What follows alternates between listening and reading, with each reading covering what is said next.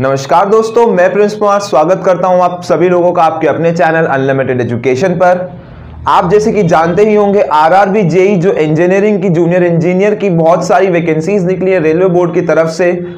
उसके लिए आप में से बहुत सारे लोग प्रिपरेशन करना स्टार्ट कर चुके होंगे और आप देख रहे होंगे कि जो जनरल साइंस का सेक्शन है वहां पे केमिस्ट्री के आपको बहुत सारे क्वेश्चन फेस करने पड़ेंगे और केमिस्ट्री ही ऐसा सेक्शन है जो बहुत ही इजी होता है और अगर एक बार आ जाए तो आप सारे क्वेश्चन आंसर्स सही कर आएंगे। तो अगर मैं केमिस्ट्री की बात करूं तो जो केमिस्ट्री हम जब पढ़ना स्टार्ट करते हैं तो हमें एक बेसिक सी चीज पता होनी चाहिए, वो होता है स्ट्रक्चर ऑफ एन एटम। तो हमारा जो आज की वीडियो का चैप्टर होगा वो होगा स्ट्रक्चर ऑफ एटम। देखिए स्ट्रक्चर ऑफ एटम इतना इंपॉर्टेंट क्यों? जो केमिस्ट्री का बेस बनता है, जैसे फिजिक्स का बेस बनता है, मैथमेटिक्स का बेस बनता है, ऐसे केमिस्ट्री का बेस बनता है स्ट्रक्चर ऑफ एटम की तरफ से। तो अगर हम स्ट्रक्चर ऑफ एटम के बारे में बात करें तो इसमें जो सबसे डिटेल टॉपिक होगा वो हम एटम्स के इलेक्ट्रॉन्स, प्रोटॉन्स और न्यूट्रॉन्स, ये हमें इनकी स्टडी करनी पड़ेगी। हमें इनके चार्ज, इलेक्ट्रॉन डिस्ट्रीब्यूशन और हम तकरीबन स्टार्टिंग के 20 एटम्स के बारे में डीपली जानेंगे, उनकी इलेक्ट्रॉनिक कॉन्फ़िगरेशन बनाते कैसे हैं और अलग अलग साइंटिस्ट के डिस्कवरीज। तो guys without wasting any further time let's start the video. तो गाइज अगर बात करें स्ट्रक्चर ऑफ एटम की, तो स्ट्रक्चर ऑफ एटम को जानने के लिए हमारे लिए सबसे पहले जानना क्या जरूरी होगा कि एटम क्या होता है। अगर बात करें एटम की तो atom is the smallest particle of an element which takes parts in chemical reaction. मतलब कि सबसे छोटा पार्टिकल एक एलिमेंट का जो किसी भी केमिकल रिएक्शन में पार्ट लेता है। जैसे कि हमारे पास कौन कौन से एटम के एग्जाम्पल है? हमारे पास एग्जाम्पल है सोडियम एटम का गाइस, मैग्नीशियम एटम का, कैल्शियम एटम का। ठीक है गाइस, ये सब एक एटम के एग्जाम्पल हैं। ये क्या करते हैं? ये स्मॉलेस्ट पार्टिकल हैं इनके जो एक केमिकल रिएक्शन में पार्ट लेते हैं, जिनकी वजह से केमिकल रिएक्शन होती है गाइस। तो ये अगर एटम्स हैं, तो अगर एटम्स को अगर हम डिवाइड करें तो इनके भी सब एटॉमिक पार्टिकल्स हैं। तो हमारे लिए उन सब एटॉमिक पार्टिकल्स का जानना भी बहुत जरूरी है। तो कौन कौन से सब एटॉमिक पार्टिकल्स होते हैं? हमारे पास 3 सब एटॉमिक पार्टिकल्स हैं, इलेक्ट्रॉन्स, प्रोटॉन्स एंड न्यूट्रॉन्स। तो हमारे लिए इन सब एटॉमिक पार्टिकल्स का जानना बहुत जरूरी है। कौन कौन से सब एटॉमिक पार्टिकल्स हैं हमारे पास?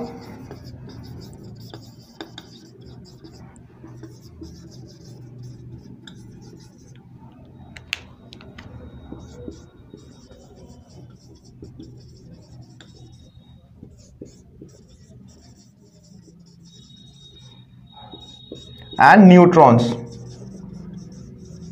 तो इलेक्ट्रॉन्स, प्रोटॉन्स एंड न्यूट्रॉन्स हमारे पास क्या है गाइस? सब एटॉमिक पार्टिकल्स। अब ये तो है सब एटॉमिक पार्टिकल्स। अब इन सब एटॉमिक पार्टिकल्स की अलग अलग प्रॉपर्टीज है, अलग अलग चार्ज, अलग अलग मास। तो अब हम क्या जानेंगे गाइस इन सब एटॉमिक पार्टिकल्स के बारे में? इनका चार्ज क्या होता है, डिस्ट्रीब्यूशन कैसे होता है, मास क्या होता है इनका। तो गाइस अब जो हमारे पास सब एटॉमिक पार्टिकल्स हैं, अगर मैं उनके चार्ज और मास के बारे में बात करूं तो जो हमारे एग्जाम में क्वेश्चंस आते हैं वो बहुत बार चार्ज से रिलेटेड आता है और मास से रिलेटेड क्वेश्चंस तो बहुत बार एग्जाम में आया हुआ है कॉम्पिटिटिव एग्जाम्स में। Mass of electron, mass of proton, mass of neutron. तो अगर हम इनके चार्ज और मास के बारे में पढ़े, मास के बारे में जाने, तो बड़ा ही सिंपल है गाइस इनका चार्ज और मास के बारे में जानना। तो जो इलेक्ट्रॉन का चार्ज होता है गाइस वो होता है गाइस -1.6 इंटू 10 की पावर -19 कूलाम। अब कूलाम क्या होती है गाइस? कूलाम होती है चार्ज की यूनिट। ये आपने फिजिक्स में पढ़ा होगा, unit of charge is coulomb, जो एक साइंटिस्ट के नाम पे रखी गई थी। तो अगर हम इसके चार्ज के बारे में बात करें तो अगर चार्ज का मैग्नीट्यूड जाने तो मैग्नीट्यूड है 1.6 इंटू 10 की पावर -19 कूलाम। और अगर चार्ज का नेचर जाने तो नेचर कैसा है उसका? नेगेटिव।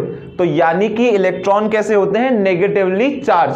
अब बात करें चार्ज ऑफ प्रोटॉन, बस बहुत सिंपल है, बस नेगेटिव की जगह प्रोटॉन में पॉजिटिव आ जाता है। बाकी मैग्नीट्यूड सेम रहता है 1.6 इंटू 10 की पावर -19 कूलाम। मैग्नीट्यूड सेम रहता है, बस क्या चेंज हो जाता है? उसका nature changes from negative to positive. So if we talk about neutron, जो हमारे नेक्स्ट सब एटॉमिक पार्टिकल्स है, जो लास्ट सब एटॉमिक पार्टिकल्स है, तो जो न्यूट्रॉन का चार्ज होता है वो होता है गाइस 0, यानी कि दे आर इलेक्ट्रिकली न्यूट्रल। इन पे कोई चार्ज नहीं होता, they are electrically neutral and कोई अगर चार्ज नहीं होगा तो उसका नेचर भी नहीं होगा, यानी कि वो नेगेटिव पॉजिटिव कुछ भी नहीं होगा, इट हैज जीरो चार्ज। तो ये तो बात थी चार्ज की। अब अगर हम तीनों सब एटॉमिक पार्टिकल्स के मास के बारे में बात करें गाइस, तो देखिए इनका मास भी डिफरेंट है। अगर हम सबसे पहले इलेक्ट्रॉन के बारे में बात करते हैं तो इलेक्ट्रॉन का मास कितना होता है गाइस, 9.1 इंटू 10 की पावर -31 kg।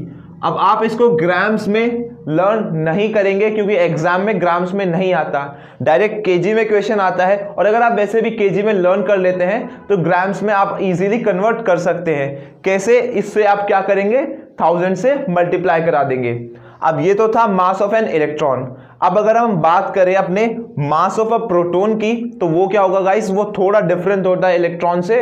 वो होता है 1.673 इंटू 10 की पावर -27 kg। ये हो जाएगा guys mass of a proton. अब प्रोटॉन हमारा 1.6 इंटू 10 की पावर -27 kg। तो जो मास प्रोटॉन का होता है वही मास हमारा न्यूट्रॉन का होता है। So that means a neutron will also be heavy as neutron.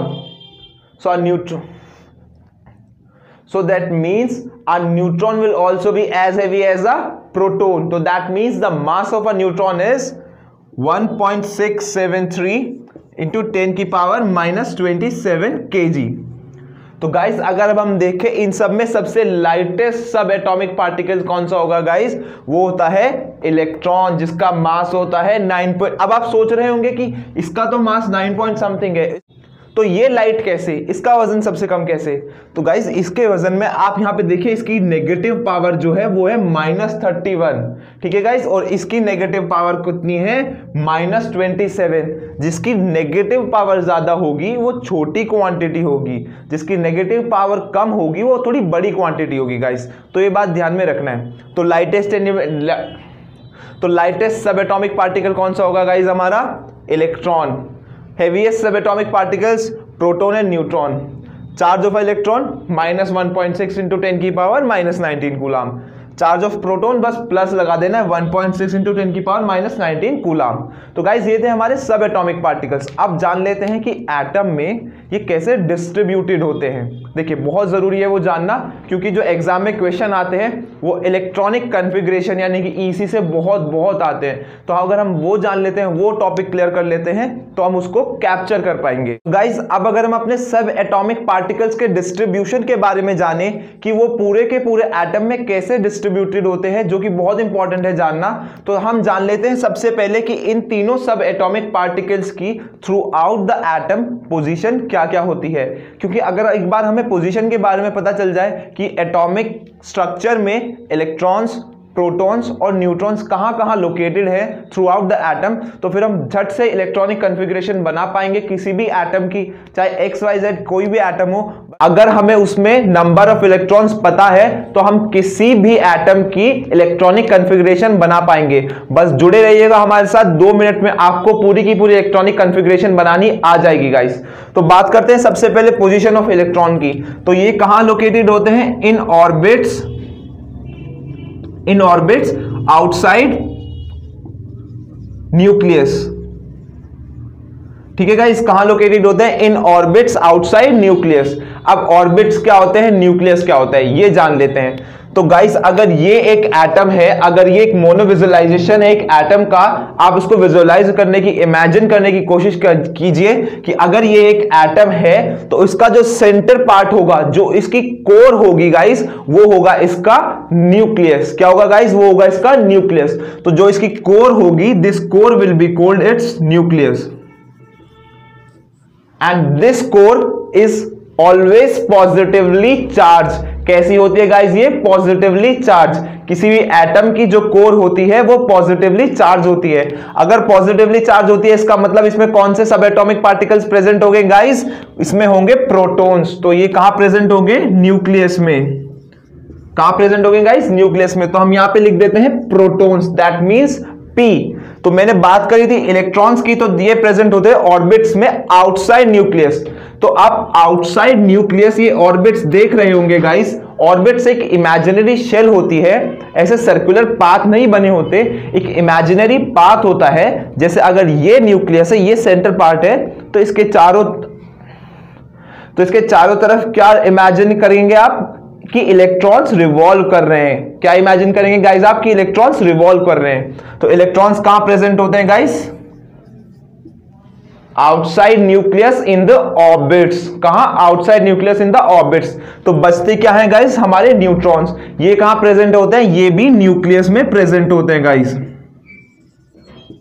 ये भी न्यूक्लियस में प्रेजेंट होंगे। तो हम यहां पे लिख सकते हैं, तो जो हमारे सब एटॉमिक पार्टिकल्स में से दो पार्टिकल्स हैं, प्रोटॉन्स और न्यूट्रॉन्स, वो कहां प्रेजेंट होते हैं, न्यूक्लियस में। तो क्योंकि ये प्रोटॉन और न्यूट्रॉन न्यूक्लियस में प्रेजेंट होते हैं, तो न्यूक्लियस फिर भी पॉजिटिवली चार्ज रहेगा। क्यों, क्योंकि हमने अभी थोड़ी देर पहले जाना था न्यूट्रॉन्स क्या होते हैं, इलेक्ट्रिकली न्यूट्रल, यानी कि उन पे कोई चार्ज नहीं होता। अगर बात करें प्रोटॉन्स की, प्रोटॉन्स होते हैं पॉजिटिवली चार्ज। तो अगर हम बात करते हैं इलेक्ट्रॉन्स, प्रोटॉन्स और न्यूक्लियन एज अ कंबाइंड की, तो ये बनाता है एक एटम। क्या याद रखना है, सेंटर में होता है न्यूक्लियस जिसमें होते हैं प्रोटॉन्स और न्यूट्रॉन्स। सेंटर के चारों तरफ क्या होता है, ऑर्बिट्स। ऑर्बिट्स में क्या होता है, इलेक्ट्रॉन। बस अगर हम ये जान लेते हैं तो हमारे कॉन्फ़िगरेशन का फर्स्ट पार्ट हो जाता है, इलेक्ट्रॉनिक कॉन्फ़िगरेशन का फर्स्ट पार्ट हो जाता है। तो ये तो था हमारा फर्स्ट पार्ट, इसमें हमने जाना कि कहां कहां लोकेटेड होते हैं। अब हमें पता होना चाहिए कहां कहां पे किस किस क्वांटिटी में लोकेटेड होते हैं, यानी कि किस शेल में कितने इलेक्ट्रॉन्स लोकेटेड होते हैं। तो अगर हम बात करें, हमारे पास मेजर 4 शेल्स होती है गाइस, कौन कौन सी, K shell, L shell, M shell and N shell. वैसे तो एन शेल से भी आगे शेल्स होती हैं, बट अभी हमें इतना ही जानना जरूरी है, जो हमारा बेसिक सिलेबस है आरआरबी जेई का। देखिए बहुत जरूरी है हम सिलेबस के अकॉर्डिंग चले। तो जो हमारा सिलेबस कहता है वो हमें अभी 4 शेल्स ही पढ़नी है बस। तो जो अगर हम बात करें के शेल, एल, एम और एन शेल की, तो जो नंबर ऑफ इलेक्ट्रॉन्स प्रेजेंट होते हैं के शेल में, वो हो सकते हैं मैक्सिमम 2 इलेक्ट्रॉन्स। तो ये जो हमारी फर्स्ट शेल है, इसमें कितने हो सकते हैं, मैक्सिमम 2 इलेक्ट्रॉन्स, यानी कि पहली शेल में मैक्सिमम 2 इलेक्ट्रॉन्स हो सकते हैं। अब बात करते हैं अपनी अगली शेल, एल शेल की। तो इसमें मैक्सिमम 8 इलेक्ट्रॉन्स प्रेजेंट हो सकते हैं गाइस, कितने, मैक्सिमम 8 इलेक्ट्रॉन्स। तो यहां पे कितने इलेक्ट्रॉन्स आ सकते हैं, मैक्सिमम 8 इलेक्ट्रॉन्स आ सकते हैं, मैक्सिमम अप टू 8 से कम भी हो सकते हैं, 8 से ज्यादा नहीं हो सकते गाइस। तो बात करते हैं अपनी एम शेल की, इसमें कितना होता है गाइस, 18 इलेक्ट्रॉन्स। तो अगर ये शेल है हमारी एम शेल है, यहां पर कितने इलेक्ट्रॉन्स हो सकते हैं गाइस, 18 इलेक्ट्रॉन्स। तो अगर हम लेबल करें तो ये हमारी के शेल, ये हमारी एल शेल, ये एम शेल, और अगर इसके चारों तरफ एक और शेल बन जाती है गाइस, तो उसको कौन सी शेल बोलेंगे, एन शेल। और इसमें कितने मैक्सिमम इलेक्ट्रॉन्स प्रेजेंट होंगे guys, 32 electrons. So the maximum number of electrons present in K shell will be 2, in L shell will it be 8, in M shell it will be 18 and in N shell it will be 32. तो ये होते हैं maximum number of electrons in present in any of the shell. एक और बात बहुत जरूरी, हमें जानना पड़ेगा कि लास्ट शेल में मैक्सिमम नंबर ऑफ इलेक्ट्रॉन्स कितने आ सकते हैं। तो अगर बात करते हैं लास्ट शेल की, तो that can only allow up to a maximum number of 8 electrons.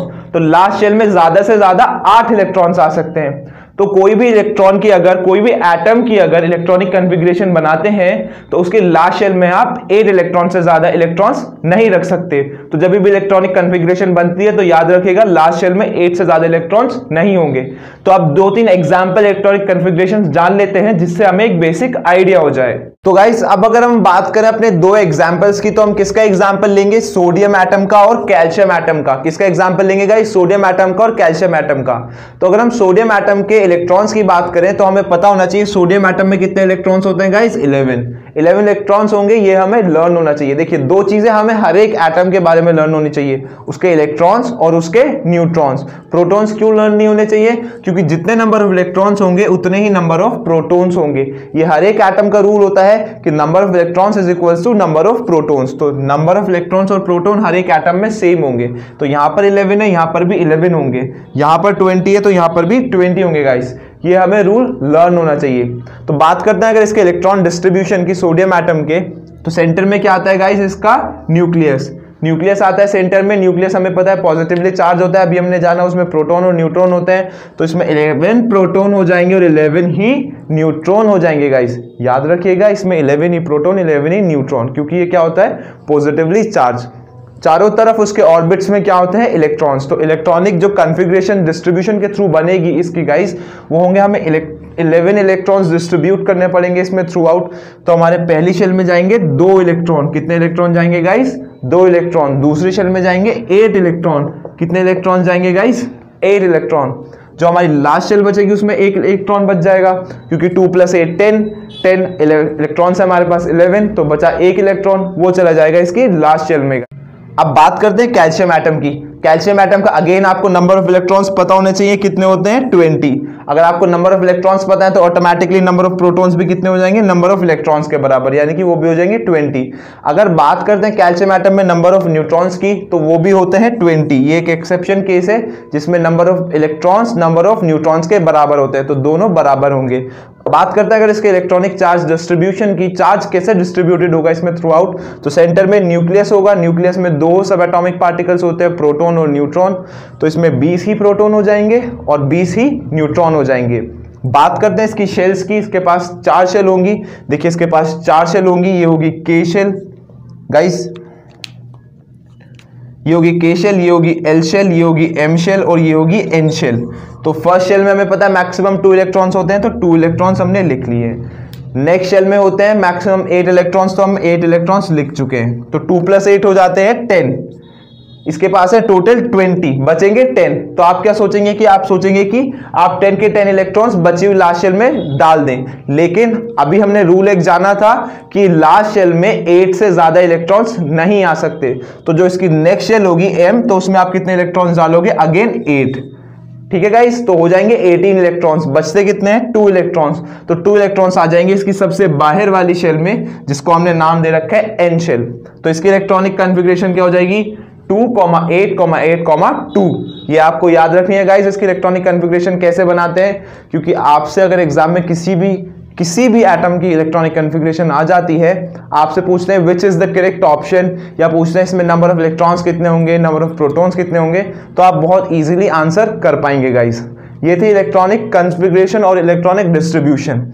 अब हम जान लेते हैं गाइस कि एटॉमिक नंबर, जो हमारा नेक्स्ट टॉपिक है, कि एटॉमिक नंबर और मास नंबर क्या होते हैं। तो गाइस अब हम अपने अगर नेक्स्ट टॉपिक के बारे में बात करते हैं, एटॉमिक नंबर और मास नंबर, तो जान लेते हैं एटॉमिक नंबर और मास नंबर होता क्या है। तो सबसे पहले बात करते हैं हम एटॉमिक नंबर के बारे में गाइस। तो पहले बात करते हैं एटॉमिक नंबर के बारे में। तो अगर एटॉमिक नंबर के बारे में मैं बात करूं, तो एटॉमिक नंबर होता है number of electrons present in a atom, यानी कि आपके एटम में टोटल कितने इलेक्ट्रॉन्स है। 11 इलेक्ट्रॉन्स है तो एटॉमिक नंबर भी हो जाएगा 11, 12 इलेक्ट्रॉन्स है तो एटॉमिक नंबर भी हो जाएगा 12। तो यानी कि अगर मैं बात करूं तो atomic number is the number of electrons present in a atom, तो it would be number of electrons present. Okay guys, number of electrons present. अब आता है हमारे पास नेक्स्ट थिंग, जो होता है हमारा मास नंबर। मास नंबर, तो जो हमारा मास नंबर होता है गाइस, वो होता है अपने बचे हुए 2 सब एटॉमिक पार्टिकल्स का सम, यानी कि प्रोटॉन्स और न्यूट्रॉन्स का सम। यानी कि आपके न्यूक्लियस में टोटल कितने पार्टिकल्स है, आपके न्यूक्लियस में टोटल कितने पार्टिकल्स है, तो इसको हम बोलेंगे number of protons plus number of neutrons. तो हमारा मास नंबर हो जाएगा number of protons plus number of neutrons, हमारा एटॉमिक नंबर हो जाएगा number of electrons present in a atom. Okay guys, अब बात कर लेते हैं इनको ड्रॉ कैसे करते हैं, इनको लिखा कैसे जाता है, रिप्रेजेंट कैसे जाता है इनको केमिस्ट्री की भाषा में। तो अगर अपन लोग केमिस्ट्री की भाषा में बात करें, तो एक एटम को ऐसे रिप्रेजेंट किया जाता है, लेट्स से कोई भी एक एटम है X, तो उसका जो एटॉमिक नंबर होगा उसको नीचे लिखेंगे, वो नीचे लिखा जाएगा, और एटॉमिक नंबर को रिप्रेजेंट करते हैं Z से, और जो उसका मास नंबर होगा वो ऊपर लिखा जाएगा, उसको रिप्रेजेंट करते हैं A से। तो आप सोच रहे हैं A से एटॉमिक स्टार्ट होता है, उसको मास नंबर को क्यों A बोलते हैं, तो ये केमिस्ट्री की भाषा है, आपको भी केमिस्ट्री की भाषा सीखनी होगी। तो A से हो जाएगा हमारा मास नंबर, ऊपर रखेंगे मास नंबर, नीचे क्या होगा हमारा Z क्या होता है हमारा एटॉमिक नंबर, एटॉमिक नंबर लिखेंगे नीचे। तो जल्दी जल्दी जान लेते हैं, इसको लिख लेते हैं हम अपना मास नंबर, इसको लिख लेते हैं हम अपना एटॉमिक नंबर। ये हो जाएगा हमारा एलिमेंट का सिंबल, एलिमेंट का सिंबल, ये हो जाएगा हमारा एलिमेंट का सिंबल, ये हो जाएगा हमारा मास नंबर, ये हो जाएगा हमारा एटॉमिक नंबर। तो अब अगर हम फॉर्मूले वाइज जाने तो हमारा जो Z होता है वो किसके इक्वल होता है, नंबर ऑफ प्रोटॉन्स के, जो हमने सीखा था नंबर ऑफ प्रोटॉन्स के क्या इक्वल होता है हमारा Z, अभी तो सीखा है नंबर ऑफ इलेक्ट्रॉन्स, और नंबर ऑफ प्रोटॉन हमारे नंबर ऑफ इलेक्ट्रॉन के इक्वल होते हैं। नंबर ऑफ इलेक्ट्रॉन्स के इक्वल क्या हो जाएगा हमारा atomic number, number of electrons के इक्वल हो जाएगा एटॉमिक नंबर, और number of electrons number of protons के इक्वल होते हैं। तो ये तो है हमारा फर्स्ट फॉर्मूला जो हमें एग्जाम में यूज करना है। जो हमारा सेकंड फॉर्मूला है वो भी बहुत सिंपल है कि जो हमारा मास नंबर होगा जिसको हम A से रिप्रेजेंट करते हैं वो क्या होता है, number of proton plus number of neutron. अगर किसी भी इलेक्ट्रॉन के आपको प्रोटॉन और न्यूट्रॉन दिए हुए हैं तो आप मास नंबर उसका बहुत इजीली निकाल सकते हैं। तो एग्जांपल के लिए ले लेते हैं अभी सोडियम एटम जो हमने अभी सीखा था। तो सोडियम एटम को रिप्रेजेंट कैसे करेंगे, Na से, और सोडियम एटम में इलेक्ट्रॉन्स कितने थे गाइस, 11, और मास नंबर क्या हो जाएगा, number of proton plus number of neutron. Mass number number of proton plus neutron, proton कितने थे 11, न्यूट्रॉन कितने थे गाइस 12, तो टोटल हो जाएगा 23। तो ऐसे रिप्रेजेंट करेंगे हम अपने सोडियम एटम को। तो अगर कोई